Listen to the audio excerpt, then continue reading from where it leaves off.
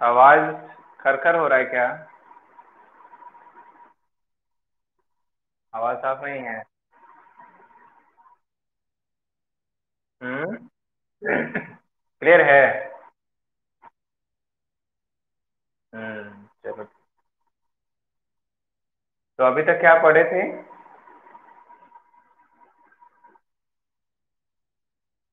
अभी तक तो शुरुआत हुई थी। अभी ज्यादा पढ़ाई हुई नहीं है ना? थोड़ा इंट्रोडक्शन हुआ था टिश्यू का। हाँ।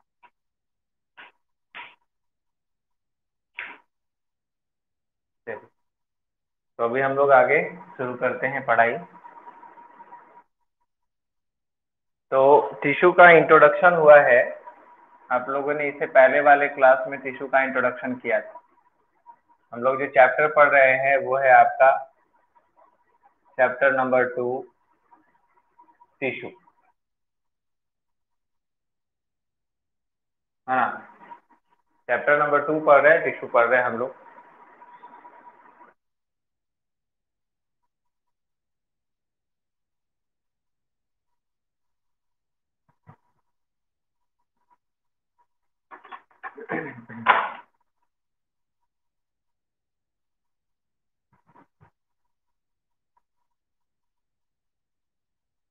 लाइट ब्राइटनेस ठीक है क्या?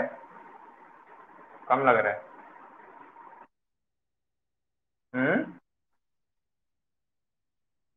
कम है।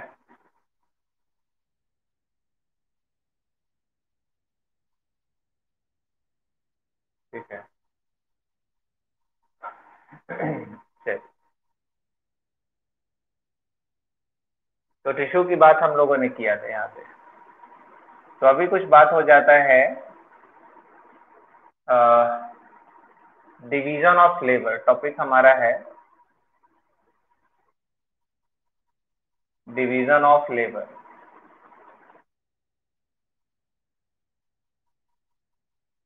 आज का टॉपिक है डिवीजन ऑफ लेबर। क्वेश्चंस ये पूछे जाते हैं कि भाई व्हाट इज द नीड, है ना, what is the need of complexity in the structural organisation. यानी जो ऑर्गेनाइजेशन है, जो स्ट्रक्चर का जो ऑर्गेनाइजेशन, उसमें कॉम्प्लेक्सिटी की क्यों आवश्यकता पड़ती है और वो किस बेसिस पर है। तो हम लोगों ने ये देखा था शुरुआत में कि जब फंक्शनल कॉम्प्लेक्सिटी बढ़ती है, जब फंक्शनल कॉम्प्लेक्सिटी बढ़ती है तो फिर हमको स्ट्रक्चरल कॉम्प्लेक्सिटी भी बढ़ाना पड़ता है। तो ये बेसिस बढ़ता है डिवीजन ऑफ लेबर का। ठीक है। तो इसमें ऐसा है समझना कि अगर हम किसी यूनिसेलुलर ऑर्गेनिज्म को कंपेयर करेंगे तो एक सिंगल सेल ऑर्गेनिज्म में क्या है कि उसके पास वही एक सेल है जिसकी मदद से वो सारे काम करता है। सारे काम करने का मतलब, कहने का मतलब इंटरनल बॉडी के अंदर, चाहे वो रेस्पिरेशन का काम हो या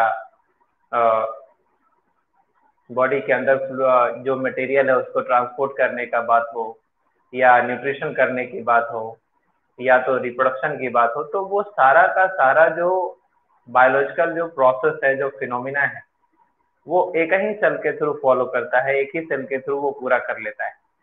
लेकिन कह सकते हैं कि मल्टी सेलुलर ऑर्गेनिज्म में क्या एक सिंगल सेल ये सारा काम करता है? नहीं।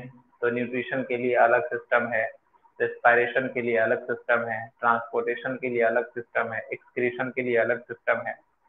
तो मल्टी सेलुलर ऑर्गेनिज्म में क्या होता है कि ये सारे सिस्टम अलग अलग होते हैं, और इस कारण से हम कह सकते हैं कि ये हमें शो करता है कि ये हमारे पास क्या है, डिवीजन ऑफ लेबर है। वर्क के अनुसार से, काम के अनुसार से हमारे पास क्या है, अलग अलग टिश्यूज, अलग अलग जो ऑर्गन है वो वर्क करते रहते हैं। तो this is the division of labour.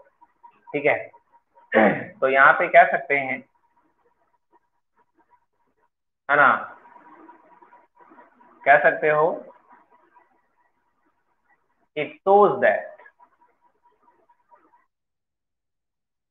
It shows that it shows that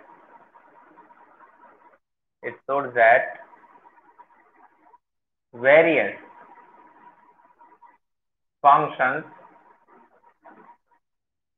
various functions performed by various functions performed by different different types of different types of cells cells and group of cells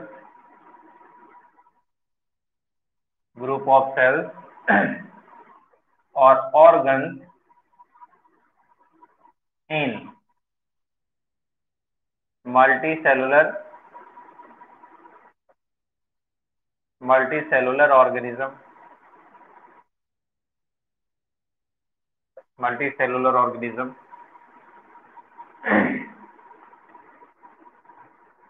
multicellular organism ठीक है. In case of unicellular organism, all functions performed by a single cell and not showing division of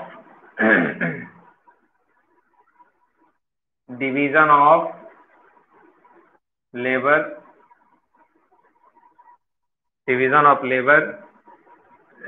on cellular level पे नहीं show करता, but it can shows division of labor based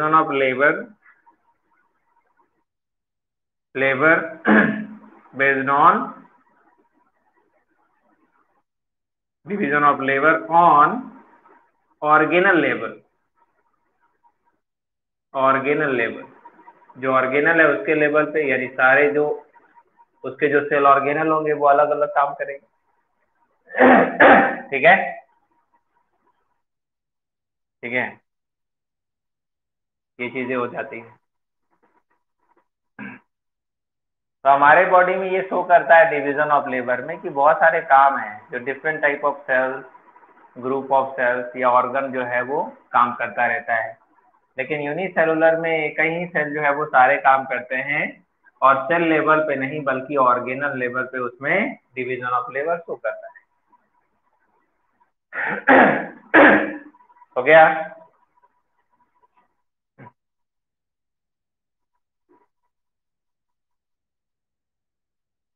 note कर लिया आपने?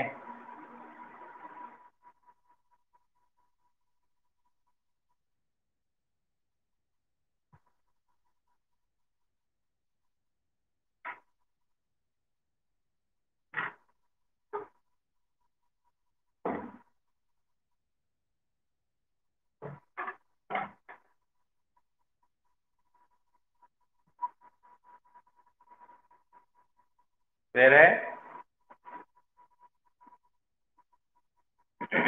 Division.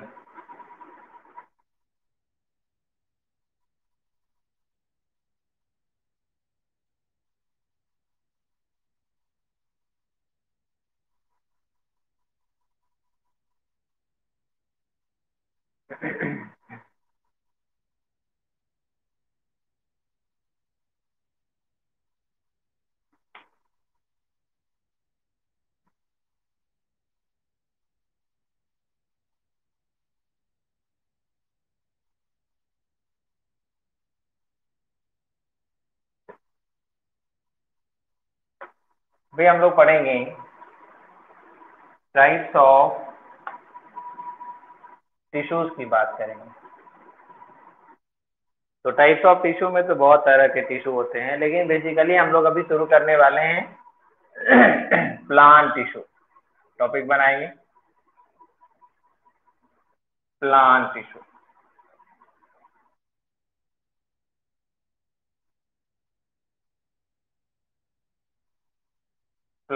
की बात है. तो कुछ कॉमन बात अगर की जाए कि प्लांट टिश्यू कितने तरह के हो सकते हैं? या प्लांट टिश्यू का डेफिनेशन अगर कोई चाहेगा तो फिर सिंपल सी बात है भाई, जो टिश्यू प्लांट में पाया जाएगा उसको हम प्लांट टिश्यू कहेंगे, है ना। इसमें तो कोई बड़ी बात है नहीं कि प्लांट टिश्यू का डेफिनेशन किसी को लिखने नहीं आएगा। प्लांट टिश्यू का डेफिनेशन तो कोई भी जानता है, समझ सकता है, ठीक है। तो कितने तरह के टिश्यू होते हैं? तो अगर हम प्लांट टिश्यू की बात करेंगे तो प्लांट टिश्यू को बेसिकली डिवाइड किया गया है ना। डिवाइड किया गया है मेन टू पार्ट में। जो इसके जो मेन दो पार्ट हैं, उस टू पार्ट की अगर हम बात करेंगे तो एक होता है आपका जिसको कहते हो मेरिस्टेमेटिक टिश्यू, है ना। प्लांट टिश्यू में क्या होते हैं, एक मेरिस्टेमेटिक टिश्यू होते हैं। यानी on the basis of division की बात करो तो प्लांट टिश्यू दो तरीके के होते हैं डिवीजन के बेसिस पे। यहाँ से इसको अगर ऐसे कर दिया जाए तो जिसमें डिविजिबिलिटी है, जो डिवीजन कर सकता है, उसको कहते हो मेरिस्टेमेटिक, है ना। मेरिस्टेमेटिक टिश्यू हो जाता है। और जो डिवाइड नहीं करेगा उसको हम कह सकते क्या है, परमानेंट टिश्यू। तो परमानेंट टिश्यू और मेरिस्टेमेटिक टिश्यू, ये दो तरह के टिश्यू आपको मिलते हैं कहाँ, प्लांट में। Permanent tissue and meristematic tissue. Meristematic tissue को based on position, on the basis of position, meristematic tissue को जो है पोजीशन के बेसिस पे थ्री पार्ट में डिवाइड कर दिया गया है, ठीक है। ऐसे इसको भी अगर कहोगे तो दो पार्ट में हम कर सकते हैं। इसको अगर हम दो पार्ट में करेंगे तो ऐसे हो जाएगा, प्राइमरी मेरिस्टेम,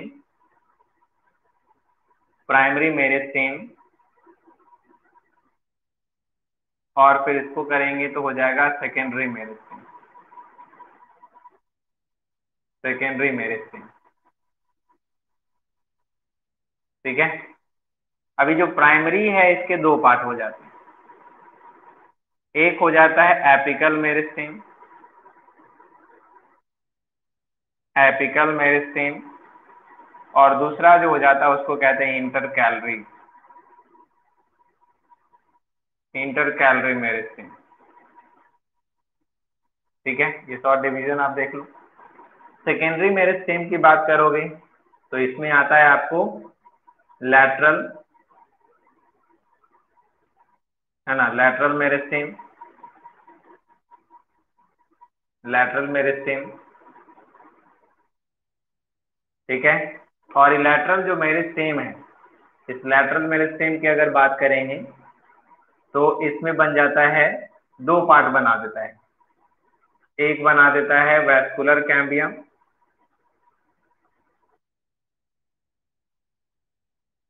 और एक बना देता है कॉर्क कैम्बियम, कॉर्क कैम्बियम, ठीक है। ये दो पार्ट में हो जाता है। ये बात हो गई इसकी मेरिस्टेमेटिक, है ना, मेरिस्टेमेटिक टिश्यू का। प्राइमरी मेरिस्टेम, सेकेंडरी मेरिस्टेम, या अगर हम पोजीशन के बेसिस पे कहेंगे तो एपिकल मेरिस्टेम, इंटरकैलरी और लैटरल मेरिस्टेम। लेकिन अगर थोड़ा सा इसमें और अगर हम समझ लें टेक्निकली तो प्राइमरी और सेकेंडरी मेरिस्टेम कह सकते हैं यहाँ पे। अब परमानेंट जो टिश्यू है, इस परमानेंट टिश्यू का कितने टाइप हो जाते हैं? तो permanent tissue,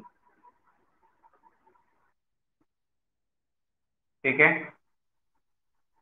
permanent tissue, permanent tissue को आप दो पार्ट में डिवाइड कर दो।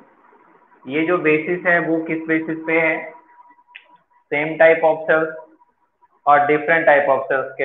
ये कहने का मतलब हो गया कि इसमें क्या होते हैं कि जो टिश्यू है वो एक ही तरह के सेल से बना होगा, और फिर हो सकता है कि different different type of cell से मिलकर के भी बन सकता है टिश्यू।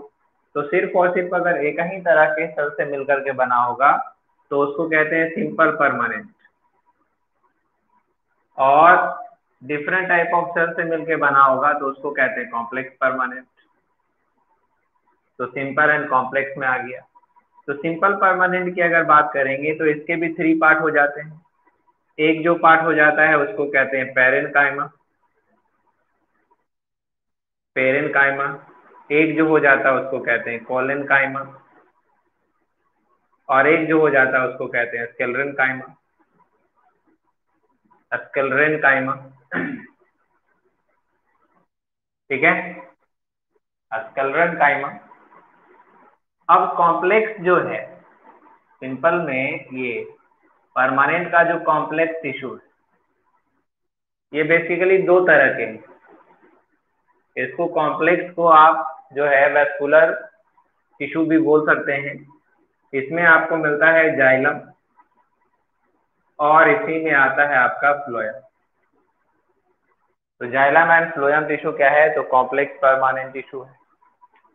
तो ये जो आपने ब्रांचिंग ट्री बनाया है प्लांट टिश्यू का, इसको आप जल्दी से बना लीजिए। इससे क्या होगा, किस और तरीके से आप समझ सकते हैं कि प्लांट टिश्यू में कौन कौन से पार्ट और क्या क्या हमें सीखना है। हो गया कंप्लीट?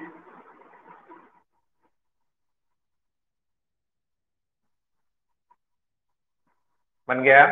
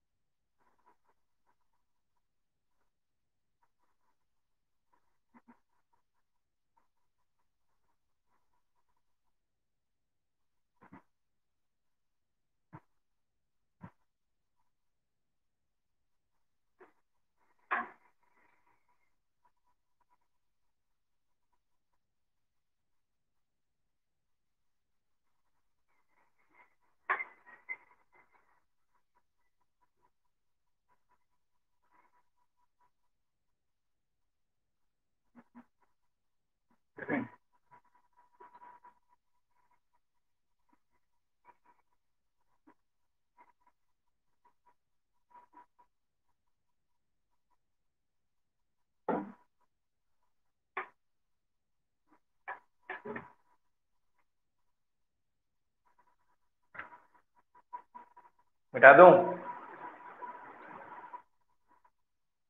हाँ, इतना देर इंतजार करेंगे क्या? हाँ, तो हो जाए तो बोल देना चाहिए।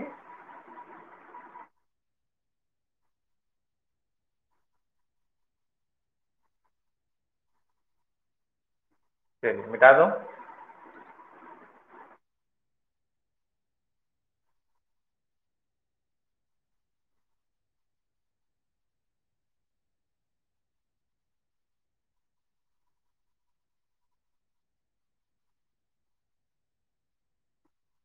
ओके, अब हम समझते हैं आगे क्या है इसमें। तो प्लांट टिश्यू में सबसे पहला जो हमें पढ़ना है, वो पढ़ना है हमें मेरिस्टेमेटिक टिश्यू। तो टॉपिक बना लेंगे मेरिस्टेमेटिक टिश्यू।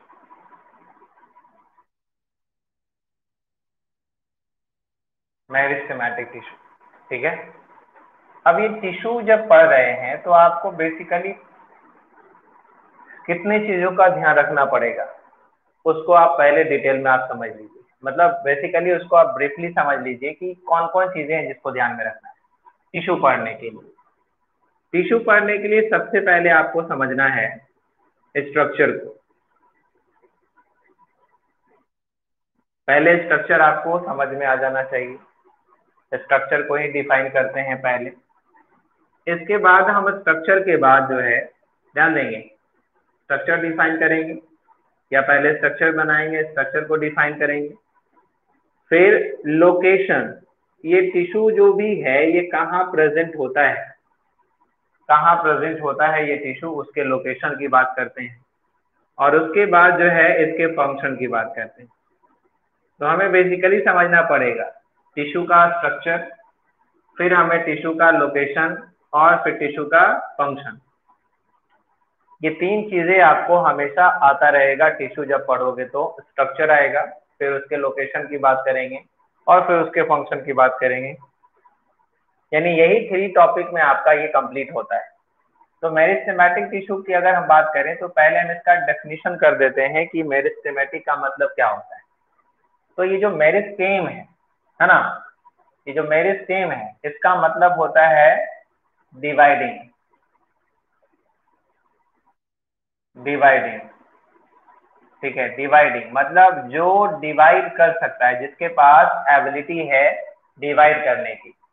तो जो डिवाइड कर सकता है, जो एक सेल से दो सेल बना सकता है या एक टिश्यू से दूसरा टिश्यू बना सकता है, उसको आप कह सकते हैं कि वो मेरिस्टेमेटिक है। जो डिवाइड नहीं कर सकता वो मेरिस्टेमेटिक में नहीं आएगा।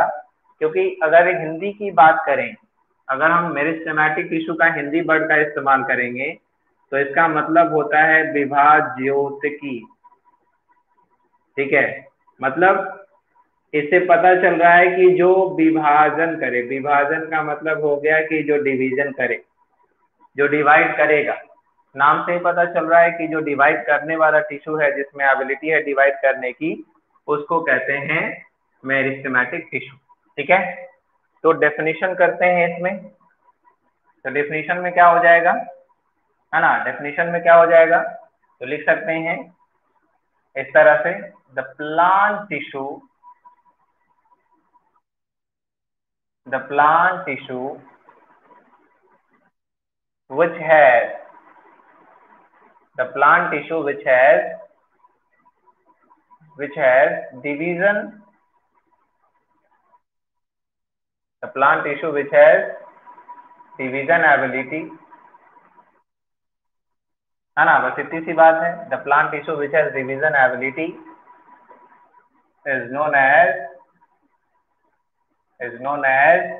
meristematic tissue, meristematic tissue।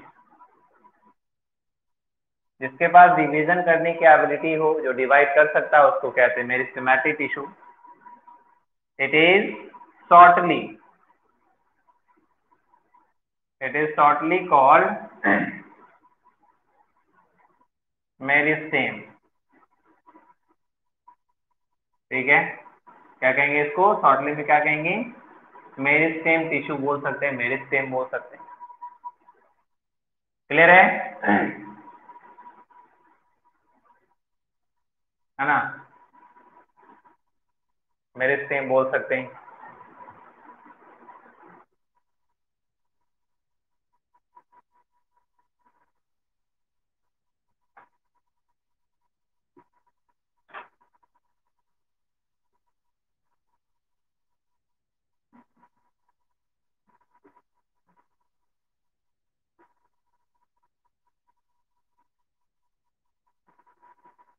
Okay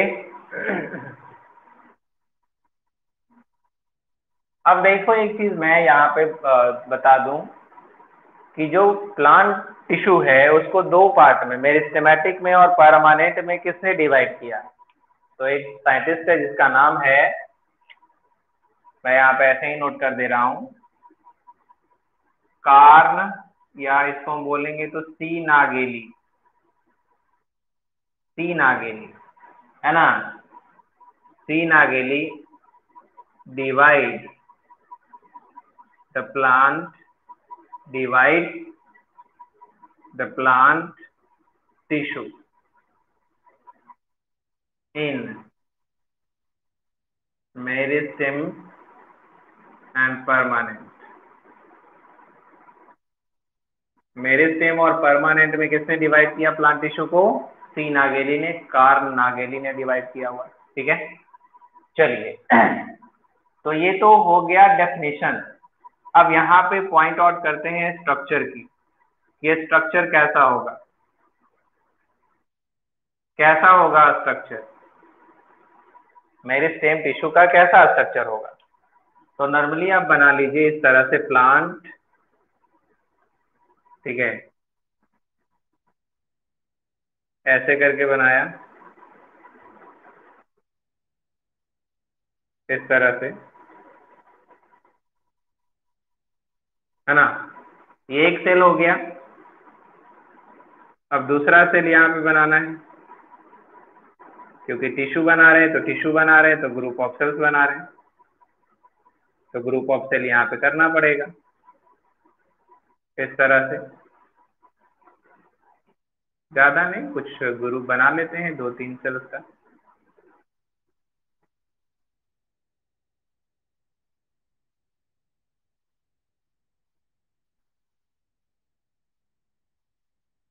इस तरह से,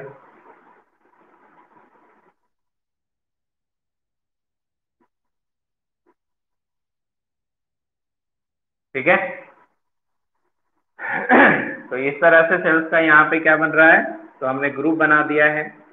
अब इसमें क्या समझना है, सेंटर में क्या है, लार्ज न्यूक्लियस प्रेजेंट है, सेंट्रल में लार्ज न्यूक्लियस प्रेजेंट है, सेंटर में लार्ज न्यूक्लियस आपको मिल रहा है ना, सेंटर में आपको लार्ज न्यूक्लियस मिल गया। इसके बाद देखते हैं इसमें, तो मेरिस्टेमेटिक टिश्यू जिसमें सेल्स कंटेन कर रहा है, इसके अंदर आपको वैक्यूल नहीं मिलता है, इसके अंदर वैक्यूल आपको नहीं मिलता है, यानी मेरिस्टेमेटिक सेल्स में वैक्यूल एब्सेंट है। साइटोप्लाज्म इसमें भरा हुआ है, साइटोप्लाज्म इसमें फिल्ड है, भरा हुआ है ना। और एक सेल दूसरे सेल से क्या है, तो यहाँ पे आप देख रहे हैं कॉम्पैक्टली अरेंज है, एक सेल से दूसरे सेल के बीच में कोई स्पेस भी नहीं है। ये बन गया ग्रुप ऑफ सेल्स जिसको हम कहते हैं कि ये मेरिस्टेमेटिक टिश्यू है। तो ये हो गया मेरिस्टेम टिश्यू, ये मेरिस्टेम टिश्यू का फिगर हो गया, मेरिस्टेम टिश्यू का फिगर हो गया। इसमें दिखाना है तो इसको हम दिखा देते हैं इस तरह से कि ये सेल वॉल है जो कि पतला है और सेल्यूलोज का बना हुआ है। इसमें दिखा देते हैं कि इसमें क्या है, डेंस साइटोप्लाज्म है, और दिखा देते हैं कि यहाँ पे क्या है, न्यूक्लियस है, ठीक है। अभी जो स्ट्रक्चर आपको दिख रहा है, ये जो स्ट्रक्चर आपको दिख रहा है, इसी में आपको जो है देख करके समझ करके इसका डिस्क्रिप्शन आपको नोट करना है कि क्या है characteristic feature of the meristematic cells, ठीक है। तो मेरिस्टेमेटिक सेल या मेरिस्टेमेटिक टिश्यू है ना, जो मेरिस्टेमेटिक टिश्यू है वो जिस सेल से बना होगा, तो इन सब सेल्स को हम क्या नाम देंगे, इन सब सेल को क्या नाम देंगे, जिस सेल से बना होगा मेरिस्टेमेटिक टिश्यू जो बना होता है, उस सेल को क्या नाम देंगे, इस सेल को नाम देंगे मेरिस्टेम सेल। क्या नाम देंगे इसको, मेरिस्टेम सेल, सेल का नाम हो जाएगा मेरिस्टेम सेल। और यानी कह सकते हो कि मेरिस्टेमेटिक टिश्यू जो बना होता है वो किस सेल्स का बना होगा, मेरिस्टेम सेल्स का होगा, यानी मेरिस्टेमेटिक सेल्स का बना होगा, ठीक है। तो जो नाम मेरिस्टेम टिश्यू पड़ा है, तो इसके अनुसार से उसका जो सेल का नाम होगा वो नाम क्या हो जाएगा, मेरिस्टेम सेल हो जाएगा, ठीक है। अब इसके डिस्क्रिप्शन की बात करें कि इसका डिस्क्रिप्शन कैसे नोट करोगे, ठीक है। तो स्ट्रक्चर के पार्ट में ही आपको जो है इसका डिस्क्रिप्शन करना है, स्ट्रक्चर को डिस्क्राइब करना है। स्ट्रक्चर को कैसे डिस्क्राइब करेंगे, तो नोट करो, पॉइंट आउट करो, क्या कहेंगे, तो किस चीज का बना होता है। तो आप कह सकते हैं, शॉर्ट अगर तरीके से लिखो तो लिख सकते हो, इट इज मेरिस्टेमेटिक टिश्यू या it is made up of made up of meristematic, it is made up of meristematic sales, है ना। किसका बना होता है, मेरिस्टेमेटिक सेल्स का बना होता है। It is made up of meristematic cells and, अब सेल्स कैसा है ना, सेल्स कैसा है, तो सेल आपका जो है स्मॉल हो सकता है, आइसोडायमेट्रिक हो सकता है ना। तो it is made up of meristematic cells and meristem, and meristem cells are, meristem cells are कैसा होता है, तो सबसे पहले समझना है कि लिविंग होता है, मेरिस्टेम सेल्स आर लिविंग, और कैसा होगा, आइसोडायमेट्रिक, आइसोडायमेट्रिक, आइसोडायमेट्रिक, पॉलीगोनल, है ना, आइसोडायमेट्रिक पॉलीगोनल हो सकता है, ठीक है, polygonal in shape, in shape, ठीक है, ये जो दिख रहा है वही यहाँ पे लिखा रहा है। अब बात करते हैं कि ये सेल का जो सेल वॉल है वो कैसा है, थीन है और सेल्यूलोज का बना होता है। तो लिख सकते हैं cell wall is thin and made up of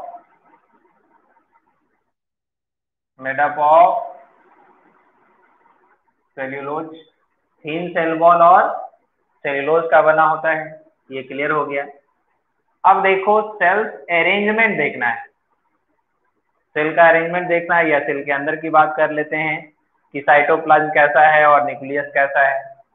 तो हम कह सकते हैं मेरिस्टेम, मेरिस्टेम सेल हैव, कैसा है, have central large, central large nucleus, central large nucleus and abundant, बहुत है, अबंडेंट और डेंस साइटोप्लाज्म, अबंडेंट कहोगे या डेंस कहो, तो अबंडेंट और डेंस साइटोप्लाज्म, ये लिख रहा है। 3 पॉइंट हुआ है इसको दिखा करके। इसके बाद आप नोट कर सकते हो इसमें, तो इसमें आप पॉइंट नोट कर सकते हैं। अब क्या, तो लिख सकते हो सेल्स आर, सेल्स कैसे है, cells are compactly arrange, compactly arrange, compactly arrange and there is या देयर आर नो, है ना,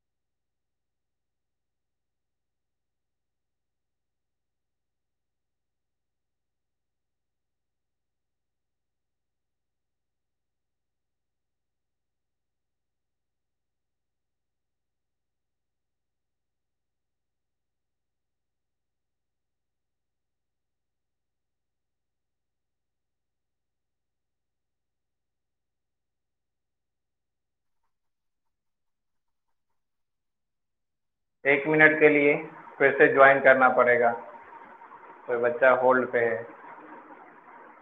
वैसे तो जा ही नहीं सकते इसमें, जाने बैक